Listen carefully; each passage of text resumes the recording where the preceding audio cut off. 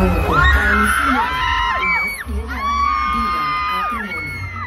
Dahil sa likas ng hilig sa pagluluto, sumabak siya sa isang prestigyosong patintala sa kanilang probinsya na tinawag na The Flavors of Quezon Province, na layunin itampok ang mayamang kultura at pagkain Quezonian. Ang kwento ni Ate Mona ay hindi lamang tungkol sa talis ng galing sa pagluluto, kundi isang paalala na ang tunay na tagumpay ay matamis kapag ito ay inihain mula sa pusong marunong magmahal at magpasalamat. Sa bawat putahe ng buhay, ang tunay na sangkap ay hindi galing o karamalan, kundi ang pagmamahal na wagas na itinuro ng magulang. Isang panlasang hindi kumukumpas sa alaala at damdamin. Nay! Nay! May patimpalag sa pagluluto sa probinsya natin! Wow, anak! Ay ano? Ikaw ba ay lalaho? Opo, Inay! Sabik na nga po ako lumahog sa patimpalag! Anak, meron ako ituturong recipe na maaari mong gamitin na ang pangunahing sangkap ay isda at gata ng iyog. Halika na! Para hindi na anak! Bilisan mo para tayo maubusan!